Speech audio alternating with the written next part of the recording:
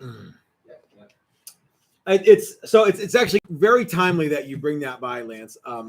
Thank you for doing that. That's I maybe we'll start to make more videos like that where we show off, because we have, like I say, we have the triple neck, and there's a lot of cool. It's like Old Home Week. Well, see if you we'll have to figure out a way to show them something to do with them other than do a vintage channel. Here's a guitar. Yeah, the Texas Toast vintage. channel. Vintage. Yeah. I think the thing to do would be to have somebody just come in who doesn't know and show it off, and we do like exactly what we did with Lance, where we're like, okay, it's just funny to see that stuff, you know. Yeah.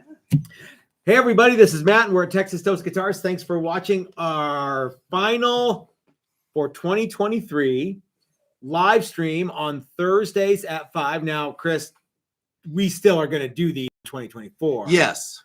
And I'm going to be even livelier, more lively. You are livelier. You have been in a terrific mood the last several months. It's been a pleasure to be around you. Well, I've tried. When I wasn't sick with the crud. Oh, we both. I've been feeling pretty darn good. Yeah. So yeah. I mean, because really, this is about as much entertainment as it is info. And maybe, I mean, I'm really good at the info part. I should probably be better at the the entertaining part. Well, I think you watching at home are about to see some really neat and cool stuff coming out of Texas Toast Guitars in the next in the coming months. We have a lot of I'm not ready to show my cards yet, right? But we've got a bunch of cool stuff happening, Chris. And I'm visualizing a lot of positivity, so I feel very good. Except I'm coughing, and we still both are, and I can't understand it, and you can maybe still hear it. I'm still a little froggy. Mm-hmm. So yeah, let's take a quick super chat from Brian Duncan, who says, "Holiday beers, cheers!"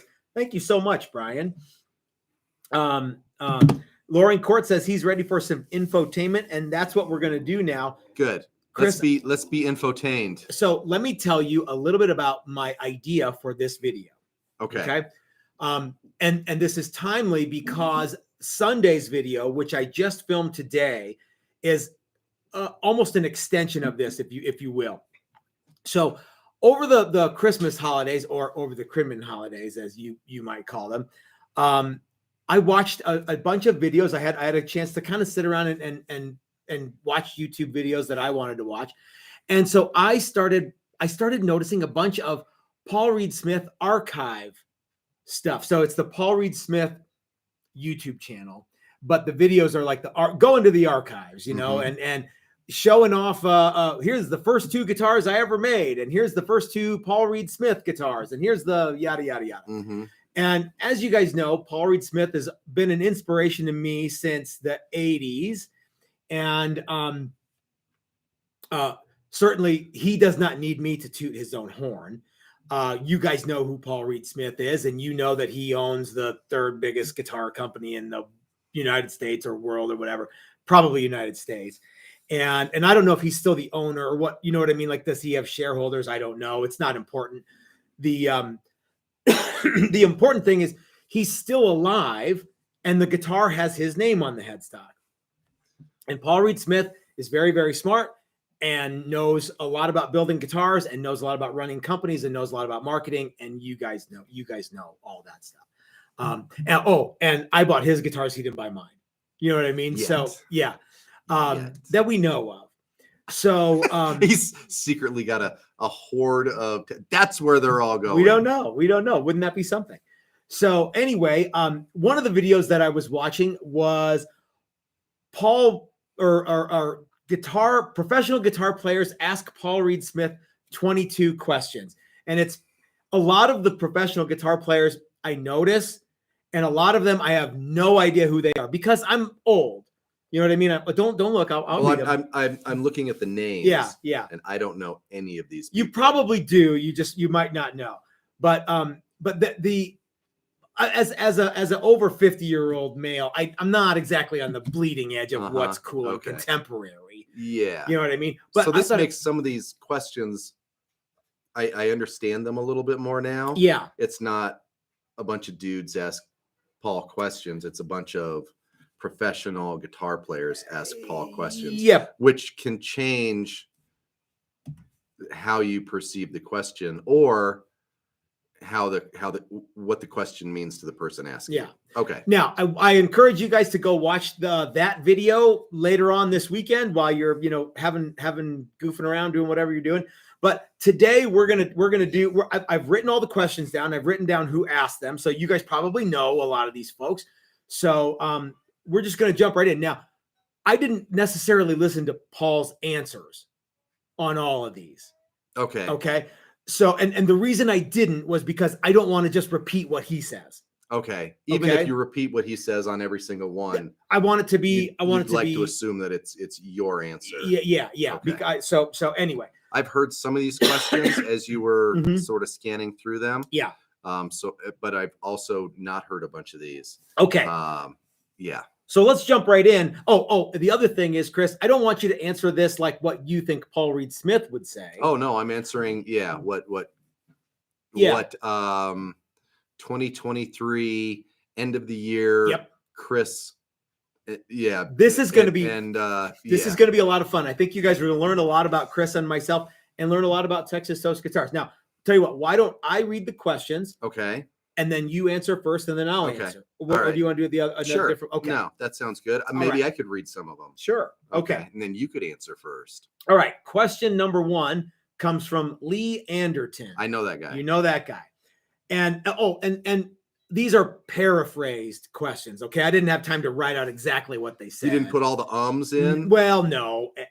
And I'm just getting to the meat and potatoes of the questions. Okay. Okay. So I encourage you to go watch the video later. But Lee Anderton asks, which side of the relic fence are you on?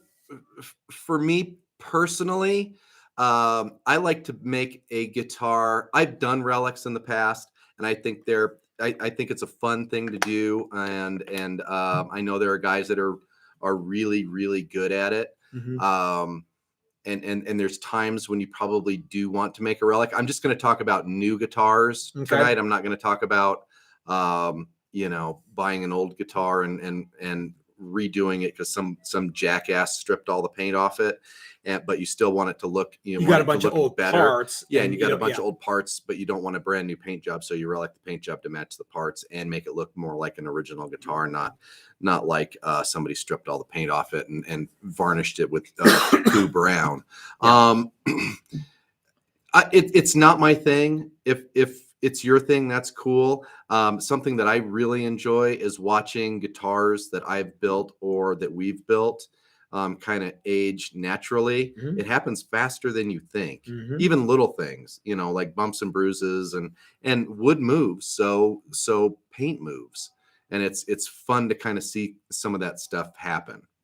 Wood wants to naturally shift in temperature and humidity. Paint does not. So the paint's going to move, but it's probably going to crack. Yeah. And you'll see seams, and you'll see, especially we don't do thick paint jobs. So, if you bump it, you're going to ding it. Mm-hmm. But it's fun to see that. It's fun to see the natural wear of a guitar. The one thing that bums me out, and I think you will agree, and is when somebody's trying to finish a guitar, and they mess it up and they go, well, I guess I'll just make it a relic now. I hate that. I couldn't agree more, Chris. I frankly, if you like relics, then by all means do relics. Then set out to make a relic from the very beginning. But if you can't make it not a relic, and you say, well, I guess I make it a relic. That's if you've ever been to one of the workshops here at Texas Toast Guitars, you know that is a huge pet peeve of both of ours. When you can't do it right, so you decide to make really embrace that it looks beat up. You know what I mean? Yeah. So I do not like relics, but that's just me. If you like relics, that's cool. I don't think that there's going to be a time when we start making relic instruments. because I like to see what a brand new guitar looks like after you play it. And if you, if you get a scratch on it, or the paint chips or something, or, beer bottle hits it, whatever. But for the most part, I'm not into relics, and especially if it was really going good, and then you get a big. Sometimes you need to just fix that stuff. Well, yeah, and that's part of learning how to build a guitar is how to fix it, and there's all sorts of ways to fix stuff. Yep. I've spent a big part of my life trying to take old things and make them look new. So when I build something from scratch new, I want it to look new. You don't want to go the other way and try to make a new thing look old. Yeah. Not every time. I've done a little bit of that, and it was fun to learn and fun to do. But ultimately I like new things. Okay. All right. Let's move on to the next one. Dave Weiner. I'd go with Weiner. Weiner asks, what makes music? What makes something musical? I think, for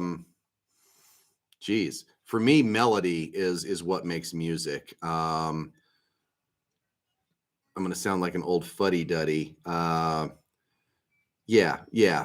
Melody makes music. Beats are beats. And that's part of music, but just beats are just beats. I'm going to say the G chord.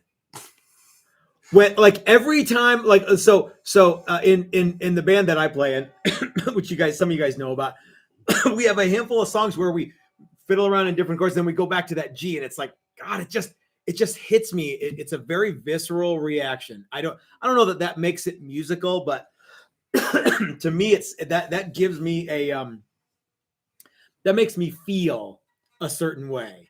I'm going to say anything that makes me feel like that, I'm going to call music. And it could be anything, but it just so happens that an overdriven guitar hitting that G chord a la Malcolm Young is very, very cool and musical to me. There you go. Okay. Andy Wood asks, in the pantheon of 80s movies, do you prefer Sylvester Stallone's Rambo or Arnold Schwarzenegger's Terminator? I'm not sure why he asked Paul Reed Smith this, but that's what. Obviously, I'm going to go with Rambo because Rambo's a real guy. Sure. Did you know that in the original, Rambo is supposed to be dead? Yeah. Okay. I did. Where do you come down on that, Chris? On Rambo being dead? No. Rambo versus Terminator. Oh. Movie to movie, not. Well, could the Terminator beat up Rambo? Yeah. I guess you could say that. Well, yeah. I liked both of those movies. They were both great. Terminator was, fantasy. I could sort of see a lot of the Rambo thing probably playing out. Some of it probably, yeah. Certainly the beginning of the film. Yeah, where the kind of the harassment, small town sheriff harasses a guy. Stuff. Yeah. So it's kind of apples to oranges. I think a better comparison would be Commando to Rambo. Yeah. Now that's equally as absurd, Commando, but yeah. Yeah. I think ultimately, I think Arnold Schwarzenegger is great, and I like him even more now than I used to, as far as just what you get to see of the man now. But I think ultimately, Sylvester Stallone's a more talented dude, you think and so? that his stuff will hold up better over time. I still watch, although I think Terminator, the first two anyway, were terrific, and and I would watch those over and over and over again. Yeah. And same with the First Blood. All the other Rambos to me are like where he goes back to Vietnam, or he goes to Afghanistan, or he goes to Mexico, or wherever it is. I watched that Last Blood one, and I'm like, come on. Yeah.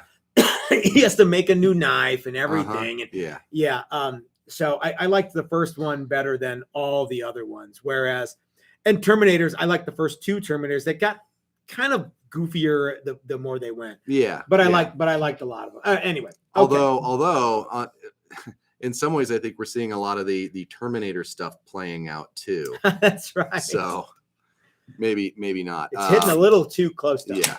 All right. This is going. I don't feel comfortable saying the line, "I'll be back." I want to say, "I will be back." We are already 15 minutes in, and Okay, we're only good. 3 questions. All right. In, Some so of these are going to be have to, shorter answers. We're going to have to get shorter answers. Don't do that. Okay. Tomo Fujito asks, what do you think about one pickup guitars? Specifically, one pickup in the middle position, one single coil pickup in the middle position. I like one pickup guitars, partially because that's all they do. And if you can't find a good sound on that guitar, you need to just move on from that guitar. I think so too. I love quit single monkeying pickup around, guitars. quit switching stuff. I am horrible at, if it's got 3 positions, I need to use all 3.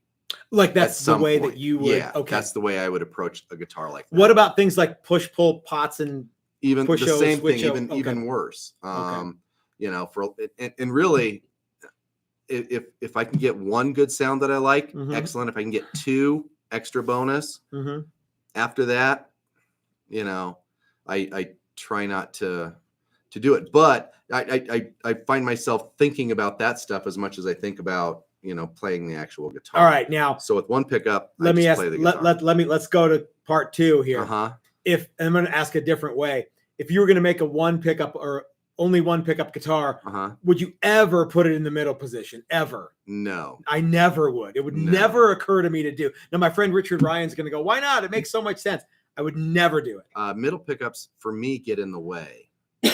Yeah. So would you put, okay, so where, if you're like, I'm going to make a single pickup guitar, where do you put it? Bridge or neck first? Where would you rather go? The old me would have said bridge, but the new me says neck, because my amp has a treble knob. Yeah. And I can probably find a lot of those sounds if I want them. Yeah. But lately I've been enjoying slightly warmer tones from neck pickups instead of lead sounds from a bridge pickup. Yeah. Yeah. I think that neck pickups in a one pickup guitar look cool too. Like we're working on that one right now that's got the one single Charlie Christian pickup in it, which is the way that his was too. So well, and I find myself when I do play a one neck pickup guitar, you pick it up, you plug it in, you turn it on, and you play it, and pretty soon you forget that's the only pickup. You're like, one. Oh, no. I really like this. Yeah. Versus a guitar with 2 pickups. Yeah. I'll automatically go to the bridge and play there, and then I'll play it in the middle, and then I probably won't ever go back to the neck. Yeah. So that's lost. Yep. So yeah. Okay. Oh, I like it. Okay. Michael Palmisano. I hope that I'm not butchering everybody's name. I probably am. Michael Palmisano asks, of all the players that you've ever, I think what he means is, of all the players that you've ever seen, who had the biggest sound? So let's say, Chris, of all the guitar players that you've seen live, who had the best sound? Like who had the coolest guitar tone? This could be anybody. Paul Reed Smith, of course, has more reach than you and I do to hear guitar players play. But I'm going to go with Dick Dale. The first time I saw him, I was blown away at how loud and big his sound was. Yeah. Wow. Okay. And I went and I saw him year after year after year, sometimes 2 times, sometimes when you 3 say that, times like, a year. Big sound. Yeah. And it was like, I mean, it just, you could feel it. What about that guy from Fender 4, Randy? Oh, yeah. Yeah. What was it? It was basically the same sound, right? Yeah. What was his name? Yep. Okay. Randy, shit, it'll come to me. You I'm sorry. Well, later on when you remember it, just blurt it out. Randy Holden.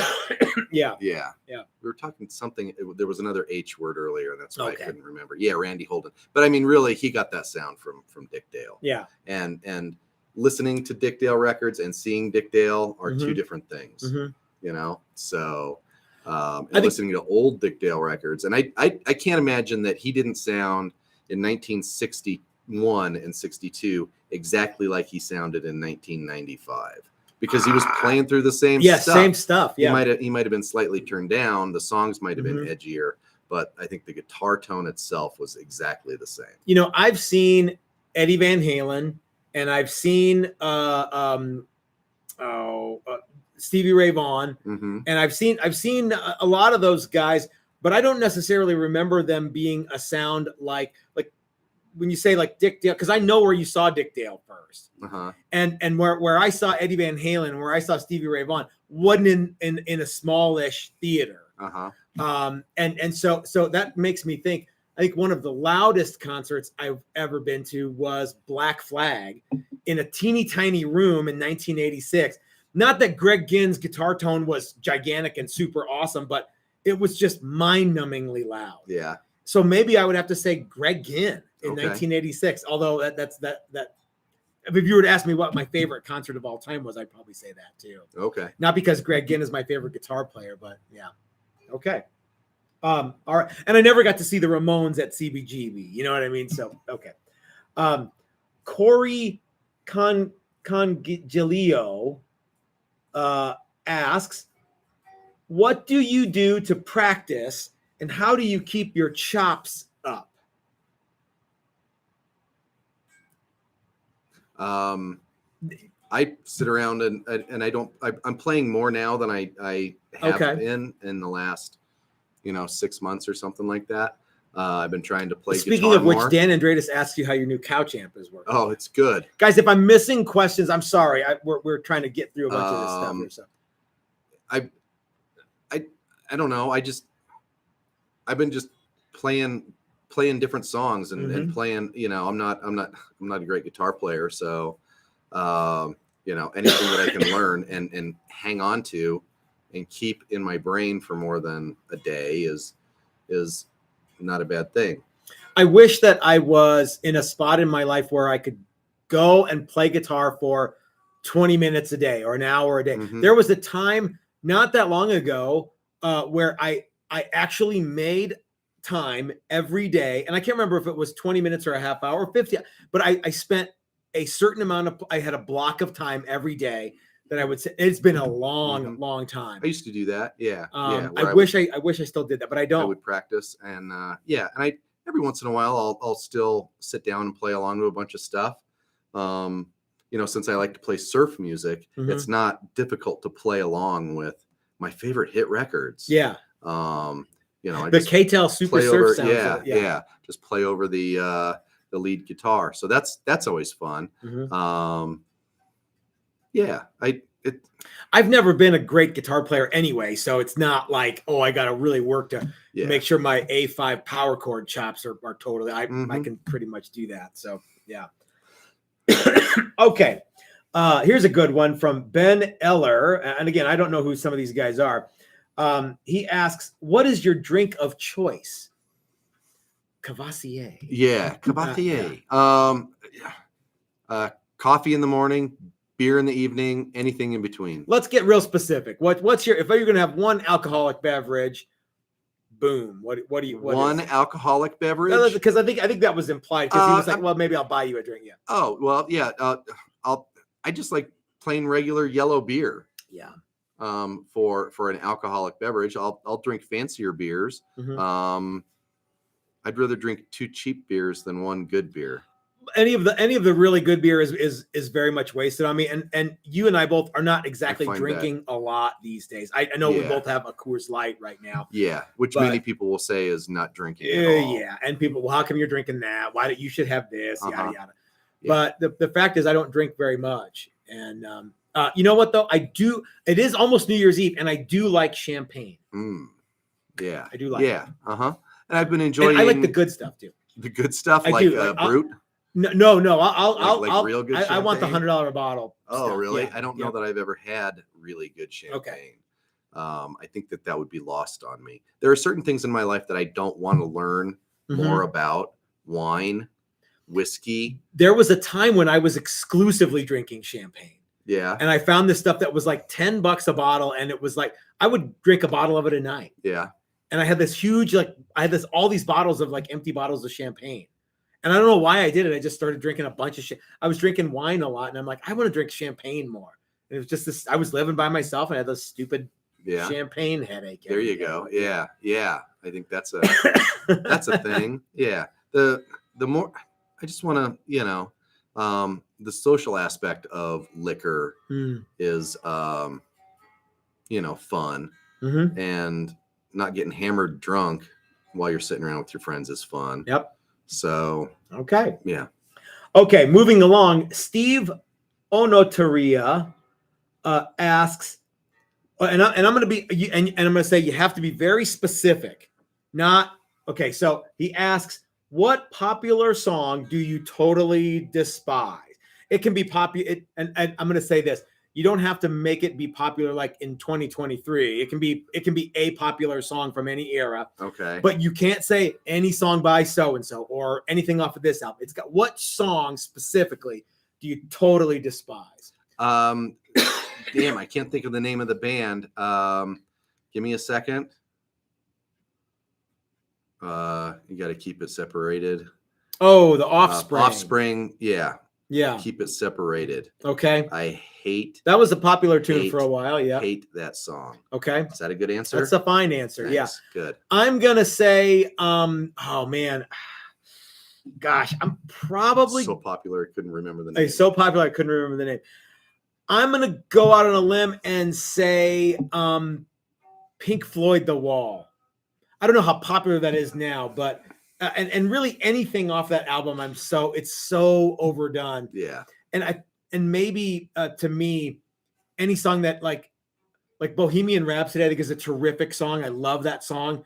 I loved that song. And now every time it comes, I'm like, oh, for crying out loud. Yeah, that's and maybe that's why I picked the one that I picked, is because they've recently started playing it on our classic rock radio station that we listen to for background noise.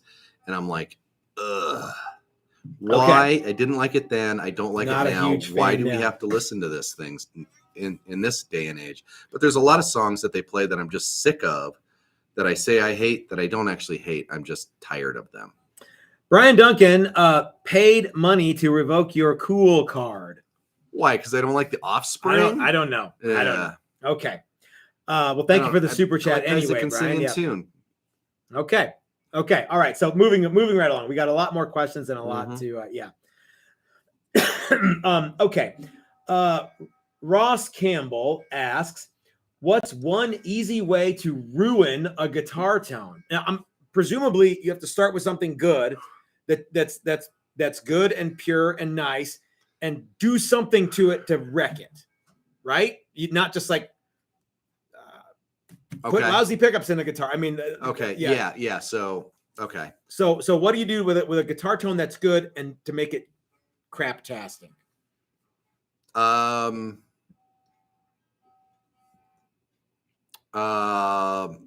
that's a hard one, because there's lots of it. I've watched people, I've played with people do this. I think something, and this is probably not the answer that they're looking for, but I know a guy who starts with a pretty good guitar tone and keeps adding pedals to it until it's this thin, nasally, real sterile. Yeah, just like what is he going for? Where did I like something with some balls to it, and by the end it's just this plinky freaking Brett does this thing where he's constantly fiddling with stuff, and I'm like, it sounds fine. Stop trying to make it sound finer. Yeah, this kind of goes back to that. If I can get one good sound, I'm good to go. Yeah, so I'm just gonna go with maybe making it plinky. I'm gonna say stop fingering the amp and the pedals. Just pick something and stay with it. Yeah. That sounds good. Andrew St. Pierre sent us a super chat, and he says, reinstating Chris's cool card. I like the fact that these guys think I've ever had a cool card. You think you have a cool card. I don't think so. Okay. Let's see.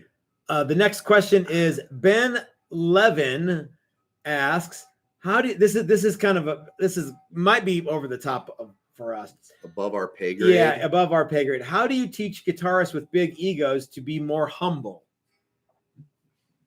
How do you do that, Chris? I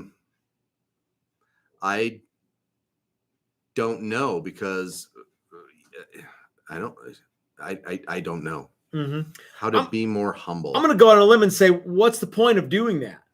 The whole point of playing the electric guitar, and I didn't say electric guitar, but the whole point of playing the guitar is not so that you can be humble about it. It's so you can go. I'm like, okay, so imagine it's a show-off thing, kind of, right? I mean, it's cool. It's cool. It's cool. Things are cool because they're cool. You know who said that first? Arthur Fonzarelli. No.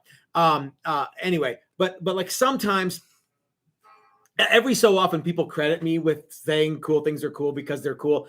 I did not originally say that,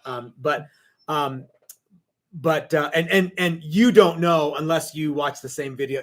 Someone from a completely different industry said this the first time I heard it.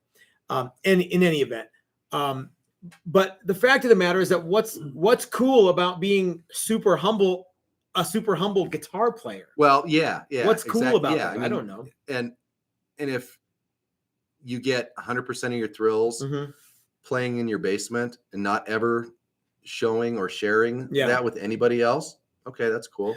That's fine. But because he said, hold on. So he said, how do you get guitar players with big egos to be more humble? He didn't say, how do you get guitar players who are jerks to not be such dicks? Well, maybe that's what he was implying. It could be implied, but yeah. I don't know. I think the guys that I know that have big egos, I mean, truly big egos, it's because they're really good. It's because they can play. And just because they have a big ego doesn't mean that they're not good guys or that they're not, humble in their own way. Well, what they do on stage and what they do, I mean, because that's the other thing. And that's the other thing is, right? Yeah. What your super ego does, your regular ego and your id are something different. And I think in order to be like that next level guy, you kind of got to be confident and you do. And you can't, especially if you want to be, taking it all sort of seriously, at some point you got to go, okay, I can do this. That's ego right there, right? I can do it. I'm going to do it. So I probably don't understand the question, but that's going to be my answer. Are we ready to move on? Or I think I'd kick him in the nuts. That's what I would do. Cattle prod. There you go. Until they're more humble. Are you humble yet? Paul Davids asks, do you think the guitar today is in its final form? I will say the basic guitar is in 6 strings, wired so it goes into something else that makes it louder. Let's just talk electric guitar. Okay. Yes. I agree. That's in its final form. I think there will be lots and lots of smaller changes. But I don't think people want it to change. No, that's the best part about this. Is the guitar stopped evolving in 1959 for all intents and purposes. Yeah. In the 60s, you get an iteration of that, and that's just what people buy. Yeah. So Yep. Yeah. So really, it's probably in its final. Yeah. It's like, let's take a look what's new on the flute front? Yeah. I don't know. Sure something is. Slightly less shiny silver. But so what's still around? So the Dan Armstrong plexiglass guitar, there's a handful of things that are like that, but for the most part, you don't see that kind of stuff anymore. Aluminum neck guitars, for the most part, you don't see that stuff anymore. The graphite and fiber, the headless guitar, you don't see a lot of that stuff. I'm not saying that carbon fiber isn't a thing, and especially like the acoustics with carbon fiber layers in between that. But for the most part, what people want is stuff that's been around for a good 70 years. Yeah, and there's trends and that ebb and flow. Yep. But for the most part, the classic designs will always be the classic designs. Exactly. Okay, moving right along here. Glad we got through that one. Tim Pierce says, "Will someone teach me how to go?" Was that what he was doing? He did exactly that. I thought he was going. Same. Yeah. Okay. Same kind of thing. Yeah. Will someone teach me how to do it? Hang on, Lance. You have to come over here if you want to talk. But will someone do that? I don't know. Yeah, maybe. Yeah. I'm not going to do it here because he's not going to see this. We could send him a link. Well, I mean, like, again, remember, these questions are for Paul Reed Smith, not for Matt and Chris. I think he just wanted to see Paul Reed Smith go. Okay, it could be. Yeah. Okay. I think I would rather go. I'd rather do a D sound. You do you. Okay. You do you. Okay. Mike Dawgs writes, and he specified, if money was no object, what is your favorite tone wood for the back and sides of an acoustic? This is right up your alley, isn't it? Well, no. I have a couple of acoustic guitars. I like acoustic guitars. I like playing acoustic guitars. I haven't played enough acoustic guitars. I haven't sat down with enough guitars and compared to where I can tell you definitively the kinds of things that I like or don't like. Okay. I like the way all maple guitars look. Okay. Probably because I like jumbo Gibsons, the way they look. They're cool. You know, maple sides, maple back, maple top, maple neck. Maple. But I also think that some rosewood stuff is cool. I don't like the way mahogany backs and sides and tops acoustic guitars look. See, I disagree with you on that. I think that, but he didn't say. He said if money was no object, if money was no object. If money were no object and I was building like my ultimate guitar, I probably wouldn't pick mahogany. But I love mahogany, and I think mahogany is a great wood to work with. Well, I like mahogany. I just don't like the way that those look. I also think mahogany guitars sound really, really good. Okay. So. See, I don't have any experience with an all mahogany acoustic guitar. Back and sides. Well, yeah, was the question. But even I don't even have experience with that. Well, I sort of do, and it's good. But if it was me and money were no object, I would say probably fiddleback or curly color. Yeah. Ooh, I know. I have a new answer. Okay. Helicopter plastic. Yeah. You're the Ovation man. Yeah. Have you ever seen Koa is getting harder and harder to come by and getting more and more of this. Have you seen any lately? I haven't looked lately. No. I'm sure it's out there, but yeah. No, it would be really, really fun to go to an acoustic, a high-end acoustic guitar shop and sit down with 4 or 5 really good, with a group of people. Yeah. And like 2 or 3 and pass around guitars and see which one, I think everybody would find something that they like. Sure. One of my favorite things to do is go to the used music go around and go into their acoustic room and pull guitars off the wall. And see what sounds good, just with or even as they're hanging, just strum them, and 7 out of 10 times it's a Yamaha. Okay. Yep. All right. This next one's place doesn't have very good guitars. Yeah. This next one's going to be easy to answer. It comes from Bosco, France, who asked, "Did Howard Lee ever get his guitar that Santana took?" I don't know. That's very, very, very specific to Paul. Okay. RJ Roncallo, you help me out with that? Ronquillo. I think it's Ronquillo. Ronquillo. Do you see YouTube and social media as important as big name artists? That was a longer question that I condensed down to. So this Phil McKnight versus I don't know, David Gilmour. Well, for us, I think YouTube and social media is the world we live in. Absolutely, yeah. Is the pool we swim in. Maybe someday a big name guy will get one of our guitars and play it. But they're asking Paul Reed Smith this question, and the common thing about Paul Reed Smith, everybody is like, well, Santana asked him to. Carlos Santana played one and said, "I dare you to make another one this good." Well, I think Santana though took one of the guitars that was originally supposed to be for this guy, and never gave it back. Okay. I don't know. Yeah, I don't know, but anyway, so and I don't know how Santana found him. I don't know any of that backstory. that's a game changer right there. Okay, moving right along because we're running out of time fast here, Chris. And I like that RJ Ronquillo guy. He's cool. It's a monster player. I've seen him before. Herman Lee asks, would you rather work with someone who's easy to deal with and loves everything you do, or someone who's a pain to work with but has very specific ideas?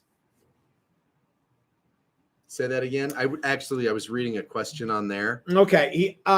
Herman Lee asked, would you rather work with someone who's easy to deal with and loves everything that you do, and you can just hand them anything and it's perfect, fine, I love it, or someone who is kind of a pain in the ass but has very, very specific ideas about what they want and why they want it?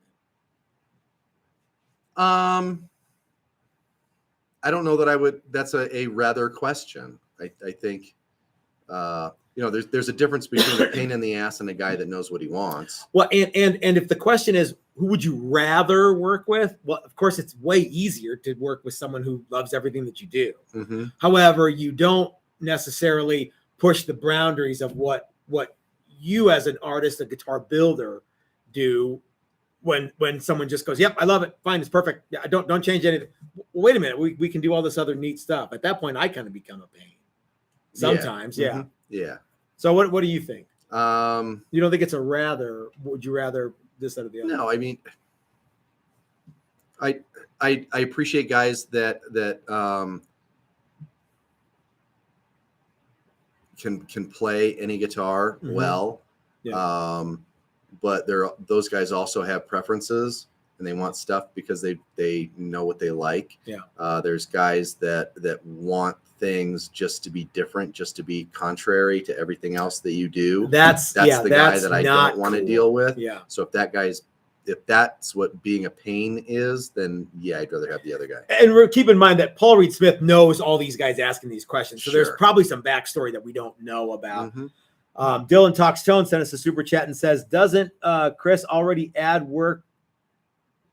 Wait, Dylan, I don't understand what your question is. Doesn't Chris already add work with that guy? Doesn't Chris already work with that guy? Oh, yeah.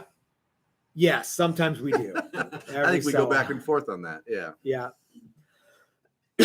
Okay. Brian Ewald asks if you had this is going to take some time to do. I hope we have enough time to get them all. If you had to pick one player from each decade, 50s, 60s, 70s, and 80s and 90s to represent that decade, who would it be? Ready, go. 50s. Yep. The 50s, I'll say Scotty Moore. Okay. 60s. Elvis's guitar player. 60s, I'll say Jeff Beck. Good one. Okay. 70s. 70s, I'll say Eddie Van Halen. Okay. 80s. I will say shit. I had somebody in my brain, and then it fell by the wayside. Joe Satriani. Okay. You have anybody for the 90s? 90s, I'll say Jerry Cantrell from Alice in Chains. Okay. I'm going to go 50s. I don't know because I don't know very much stuff from then. Okay. 60s, I'm probably going to say Hendrix. Not because that's the cop-out answer, but that is the cop-out answer. I think, though, that it was really, really late in the game there. So, that he got super mega popular, late 60s into the 70s. Maybe even 70s is when he was really doing cool stuff. 70s, man, I'm going to say, you know what? Maybe I'll change my answer. Maybe I'll say Keith Richards for the 60s and Jimi Hendrix for the 70s. 80s, the only one that I really know for a fact I want to do for the 80s, CC DeVille. Everybody hates CC DeVille. That's what I was thinking. But I love CC DeVille. I think that his stuff is great. And he really did define what a lot of like the music that I was listening to and the music that you were inundated with by MTV was constantly there. 90s, I don't really know. I kind of fell off the map musically for the 90s. So I'm going to say that one guy from that one band. Okay. He was good. He sure was. Thomas McRocklin asks, what PRS should I recommend to my followers? Well, I'll tell you what, I have no idea. But we can answer this. if you and I are, what TTG guitar would you recommend to your follower? I think I would say the if you're looking to dip your toe in the world of Texas Toast guitars, the level 2. I couldn't agree more. The level 2 is exactly where I would say, like, if you want to get the best representation of what we make, the level 2, not the maple top one, just the level 2, whatever wood and in a color, and boom, done. Yeah. The level 1 is excellent. But I think to really get the to get the 73 finish, you have to step up to the level 2, and then you can pick whatever pickups you like. And if you don't know what pickups you like, what pickups are you going to recommend? Say that again. Let's say, okay, I'm ready to buy a Texas Toast guitar level 2, but I don't know what pickups I want. What should I get? You mean what style? No. Or What exactly should I get? Well, I'm on a P90 kick, and and obviously I love Dylan's pickups. Yep. So I would say that. The other part of me though is like, well, you know, you can in the world of humbuckers, you can get any pickup that you want, including a Dylan P90 that will HUD a fixed P90 ring, or that will fit a humbucker ring. Yeah. So I might go that route. I would still recommend the straight up P90s.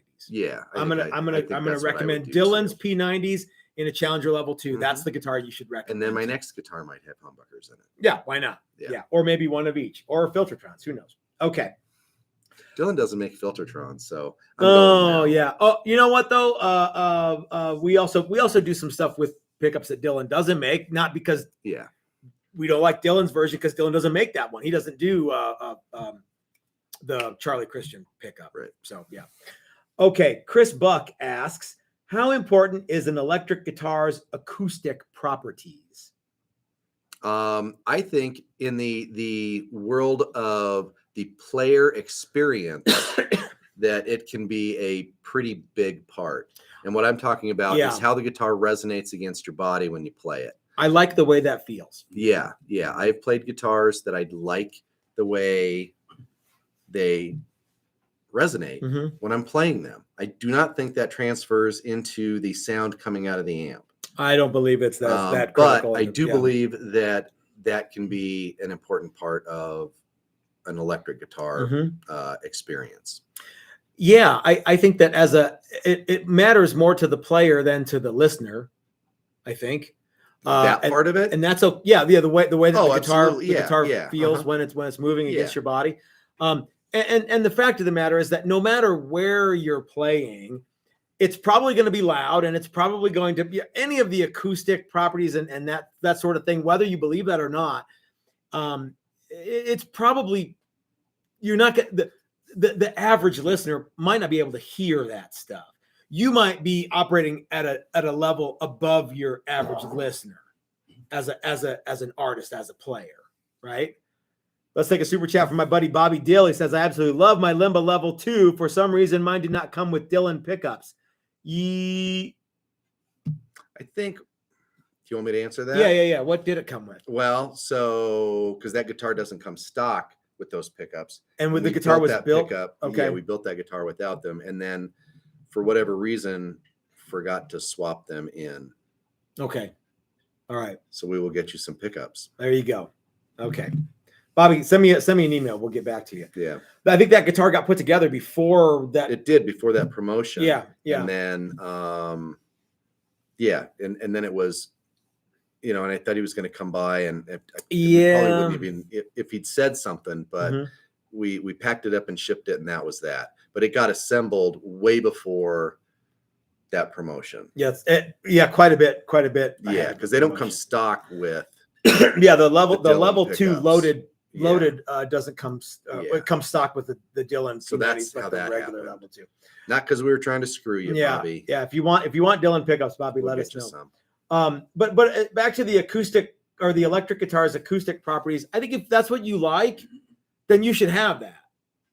And don't skimp on a feature just because Chris or me or Paul Reed Smith says you do or don't need it. But on the other hand, don't get it for the exact same reasons. But the simple fact of the matter is that your audience might not be able to appreciate the same sonic things that you can hear. They might not be able to. Yep. Okay. Okay, we've got 2 more here. The next one is from Rob Chapman. You know that guy, right? He wants to know, do you ever feel obligated to create difficult compositions or technical pieces of guitar music? No. No. Next question. Next question. All right, the last one is from Sophie Burrell. Wasn't she one of the people in the Guitar Build-Off deal? No? No, you're thinking of Mary Spender. Okay. Wants to know, what would you do if you didn't build guitars? What would your job be? NASA scientist. Why not? Okay. I don't know what I'd be doing if I wasn't doing guitars. This is the last question, and we've got 10 minutes here, 10 so minutes? we can okay. So we can expound on okay on these and all right. Well, so I had a career. I had a career. Yeah. I've had several careers Mhm. before guitar building. Mhm. I don't know what I would be doing right now if I wasn't building guitars. I know what I wouldn't be doing. I know that I know that up until 2019, I was working at NOAA, and I was doing building facility stuff. So I was taking care of a 500,000 square foot facility, and everything from walls, halls, doors, floors, and 600-ton HVAC units. So I would probably still be doing that, but that's kind of a boring thing. To say. So what was, other than this, Chris? I mean, because obviously this is the best job you've ever had, right? Yeah. Best job you've ever had. What was the second best job you ever had? Second best job I ever had was owning a bike shop. Okay. Tell me more about that. What would you like to know? Just some little. Well, I've always been my own detail. boss. I enjoy working on bicycles. I enjoy riding bicycles. I enjoy talking to people about bicycles. It's a lot like this job. As far as, if you do what you like, you'll never work a day in your life. That's hogwash. Yeah. You like it more, but yeah. Well, and there's times when you like it more and there's times when you like it less. So the problem for me with that job was there was no money to be made there. There's not a lot of money in that industry, period. So the money that I paid myself the first day we opened was the money I paid myself 15 years later, the last day. And it wasn't a lot of money on the first day. Okay. So, 15 years later, it was even less money. What do you think you would do if the shop kind of dried up and blew away? Which by the way, that's not a thing, right? We're not right. We're hypothetically speaking here. So. And I think you'll be able to tell that that's not a thing by my answer. I'd go and work for the Fender custom shop. Why don't you do that now? I mean, really? What? Yeah. I mean, for one, I wouldn't be my own boss. Okay. I'd be under somebody else's thumb. Okay. 2, they don't know who I am. They might. 3, I don't want to move to California. Okay. 4, I don't know. Here's a question. What do you think of we've oft joked about this, the notion of taking a 2-week vacation, going to the Paul Reed Smith factory, wherever that is, and trying to get jobs as like in the factory. Yeah, somewhere. whatever the Joest job we can get. Yeah, whatever entry level is. Yeah. And do that for like a week or 2 weeks, whatever it is. And the people would be like, that's the dumbest vacation idea ever. But then you and I could say, well, we worked at Paul Reed Smith. Former Paul Reed Smith. Yeah. Yep. Steve asked, no, Steve, I will email you. I need to contact you. I'll do that. I'll do so tomorrow, sir. Thank you. Dan wants to know why you wouldn't move to California. I don't think I could afford California. Okay. From what I understand, Fender custom shop guys and Fender people in general don't make a whole lot of money. I bet you they don't. So I don't think I could afford to live there. I think that if the shop dried up and blew away, I think I would like to write more. One of the best jobs I ever had was working for a magazine. And I loved that. I loved dealing with, I liked writing, and I liked having an editor, and I liked that a lot. And in fact, that's something that I need to do more of. And I've actually done a little bit more of that. Joy got me this new tablet that I can it's an electronic thing, but I can write with like a pen. It's a stylus, but and then it converts it to type, and then it can be a Word document or whatever. And it's really neat. I actually really like writing stuff. I like blogging. I haven't done it for a long time, but I like doing it. I'd like to write another dead industry. I'd like to write for another magazine. There's no magazines anymore. I mean, there are, but there's online stuff though. I would like to do that. I think that would be a fun job for me. I would like to write a book. I would like to write a book about a biography and guitar building book kind of combined, a mold of those two things, a melding of why I think the stuff that I think and some of the crazy things that have happened to me in the last 53 years. That would be that. I don't know if anybody else would find it amusing, but I would have a good time doing that. You could just write your memoirs and it could be loaded with all of that stuff. That's kind of what I'm talking about. Mm-hmm. Yeah. So that I think that I would like to do that. Chapter 3, set next, and that time that chick punched me. What was it? What was the? I've done a lot from Kingpin, where Woody Harrelson says, "I've done a lot of creepy things, but I'm not about to have a fist fight with a girl in a parking lot," and then proceeds to get beat up by a girl in a parking lot. So anyway, so that was. What did you think of today's video? I thought it was fun. It's fun to kind of. Yep.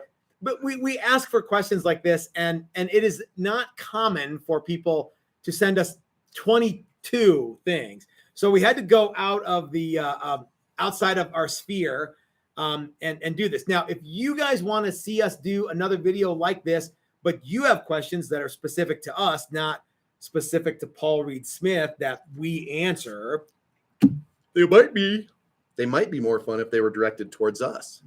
They might be, and then maybe Paul Reed Smith would make a video. Yeah, and then we'll forward them to Paul. Well, you never know who watches this stuff. So who knows? There's somebody in the marketing department of Paul Reed Smith maybe that just scours the YouTube for PRS stuff. You know what he says when he calls me? He's like, "Hey, Chris, it's P." It's me. Oh, he says it's P. P. Yeah. Oh, hey, P. What's up? PR. P. No, nobody calls him PR.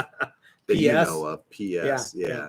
So anyway, well, thanks for watching, you guys. I urge you to stick around and go over to Dylan's channel. Stay on the YouTube. Go over to Dylan's channel and hang out with Dylan and his lovely wife, Leslie, while they take it home for Thursday night.